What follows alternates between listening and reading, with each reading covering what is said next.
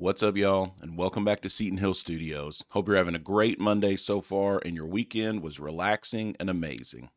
Today, we're going to be checking out a highly suggested video. This is Roy Clark, Ghost Riders in the Sky. It's a specific performance. It's called Smokin' Hot in Branson, 1990s. I'll be honest with you, I don't know really anything about Roy Clark. I've heard of Ghost Riders in the Sky. Obviously, I think everybody has. But I don't know anything about him. I guess he wrote the song. Not really for sure, but I've heard that he puts on a heck of a performance. This is a short video, but I heard that he absolutely kills it in this performance. Epic guitar playing, puts on a great show. So I'm excited to see what it's all about. All right, y'all, but before we get into it, a few ways you guys can continue to support the channel. You can head on over to Patreon and become a member there. If that one doesn't work for you, right here on YouTube, you can become a channel member. Both of those are going to get you access to priority requests and exclusive features and perks. And as always, with a one-time donation through Buy Me a Coffee, you can get a priority request guaranteed that Stephen or I will check it out right here on the channel. Never expected, but always appreciated. Let's get into it.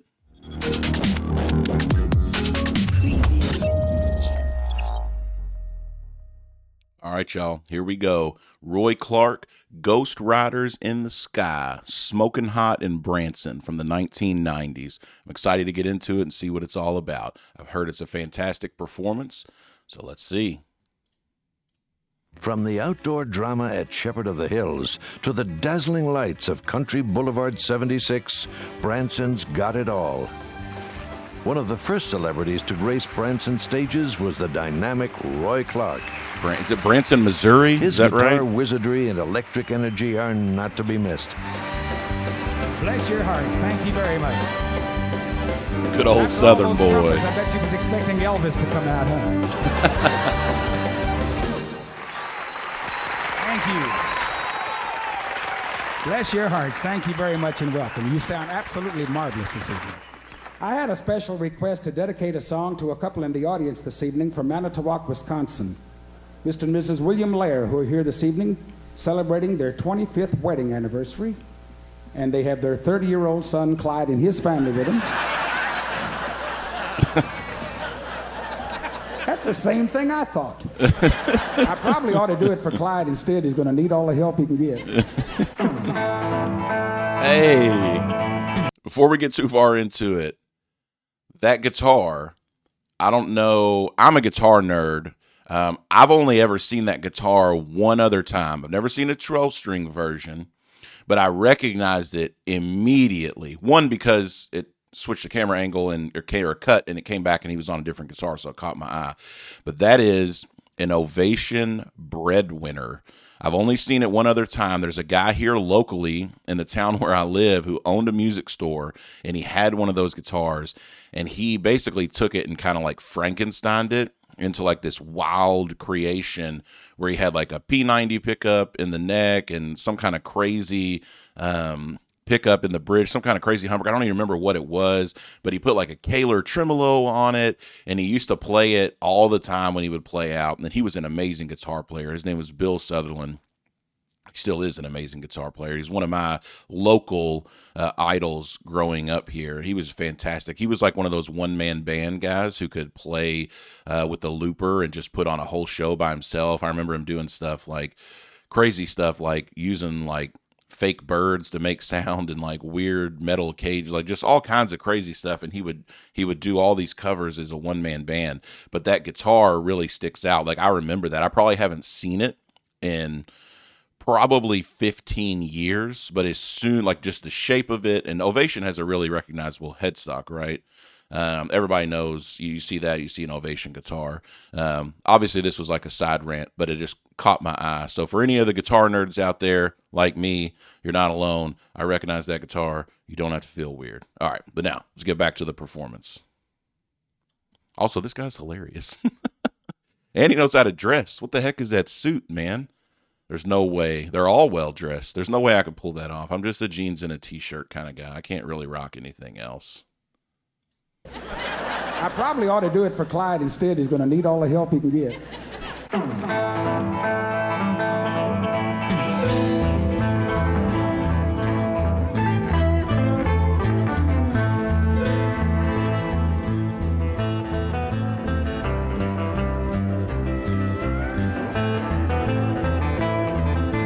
He's doing all this on a 12 string.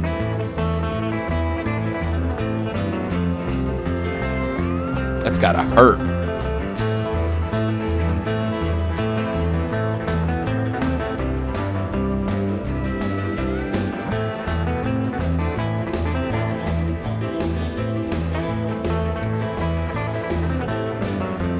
So a couple things here. One of the things I noticed, if you look off to his right, the bass player is hybrid picking. He's got a pick between his pointer and his thumb, and he's like hybrid picking with like his ring finger, or is that his middle finger? I don't know. One of his other fingers, he's hybrid picking those alternating bass line notes. Normally, you would just pick them, like pick each one or pluck each one. I've never seen anybody almost use like a guitar player style hybrid picking technique on a bass before. Maybe I've just been missing out. Maybe I haven't paid close enough attention. But that's cool. Like, yeah, I've never seen that. That's awesome. Also, Roy Clark, his pinky, he's got a strong pinky. Did you all see how he was alternating some of those bass lines and things and the lines that he's playing and the chords? Like he's playing the chords and then he's got his pinky doing all the extra stuff, which is not easy to have that kind of one finger strength in your pinky, and then think about finger strength on a 12-string guitar with your pinky. That's a lot. Like that would hurt. I mentioned it a few seconds ago, like, oh, he's doing all this on a 12-string guitar. Like that's not easy. Like that, it's, obviously you're pressing down twice as many strings, so it's bound to, be more work on your fingers, but then you throw your pinky in the mix on that. The dude's got powerful hands. Let me take it back a couple seconds.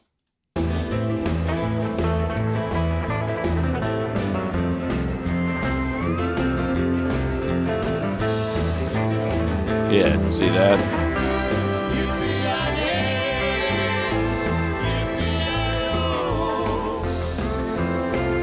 He's looking at him like he didn't know they was about to do that.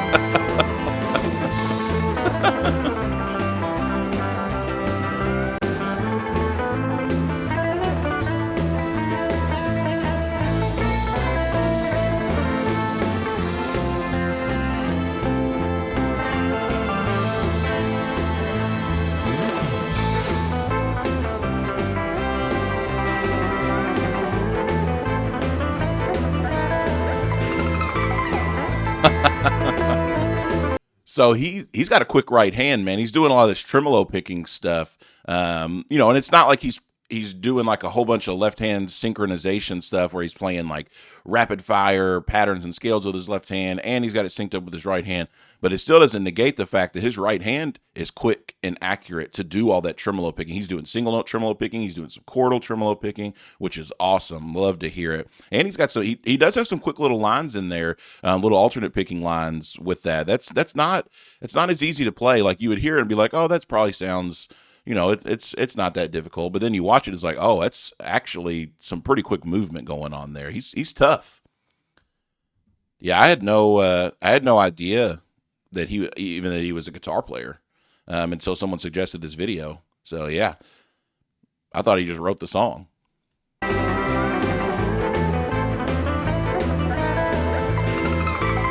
Love that little effect there that he does.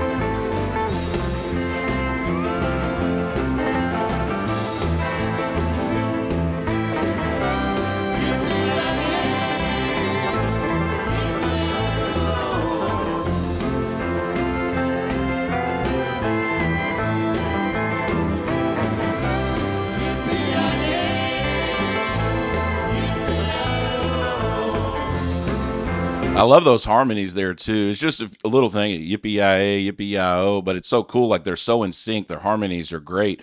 And the first time they did it, I don't know if that was just part of the show, but he's like looking around. He's like, what are y'all doing? What was that? Which I think is hilarious. Man, he's got a talented group of people with him too. You can't discount the fact that if you listen, that drummer has been keeping up a 16th note hi-hat pattern the entire time. It hasn't stopped, I don't think. And that's, this is a quick tempo little song. And so that's not that's not something to be underestimated of, like that kind of stamina and, and wrist strength to keep up that pattern so consistently throughout it. And I love getting to see the little shot of that mandolin player too. Like he was going at his wrist looked like jelly. He was going so good. Oh man.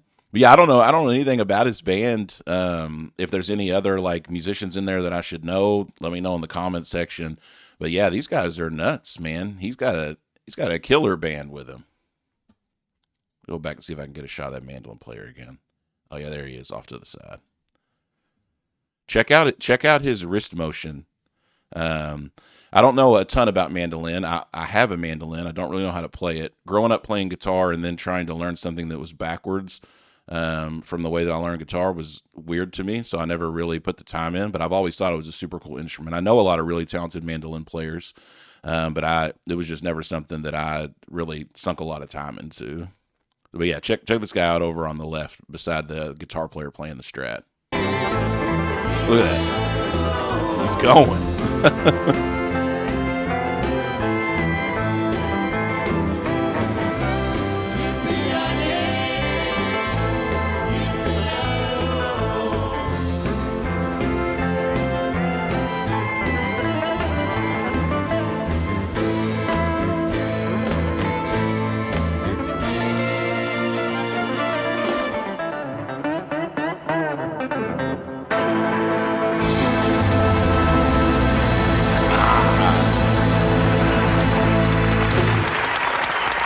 Yeah, man.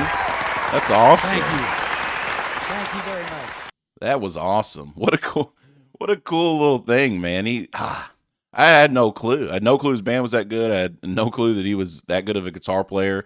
I was just like, oh yeah, Ghost Riders in the Sky. That's cool. And then you see it live and it's like, oh wow, these dudes are actually killer. All right, y'all. What'd you think? I thought that performance was epic. I can't get over how sharp dressed everybody was, for one. I guess that was just the thing, back in the day, back when I was young and even before me, everybody just dressed good and they looked good doing it, which is crazy to me. I could never pull off a green suit. It just wouldn't happen. But he did it, and he did it with style. He did it with flair. And then he got up there and just slayed it on the guitar. The band backing him was fantastic. I love those. Just the random background vocals that came in and his response to it, like looking to the side. Again, I don't know if that was part of the performance, as part of the show, but I thought it was hilarious. And then, there was just a lot of stuff going on, man. I mean, the drummer, like I said, with that stamina, keeping up that 16th note hi-hat pattern, bass player was doing like guitar style hybrid picking, which I've never seen before. That mandolin player was going for it. Absolutely killer band, killer musicians, awesome classic song. And it was cool. It was cool to see it live. I've heard it, here and there over the years. I've never really sat down and like listened to the song. So for me, it was, really a first time kind of hearing the song in its entirety and paying attention to it, on top of getting to see this fantastic live performance. Just absolutely great. What a great, talented group of guys, man. Have to check more of it out. All right, y'all. Make sure you like the video, subscribe to the channel, hit that notification bell so every time we drop new content, you guys can be made aware. And as always, we'll see you on the next one.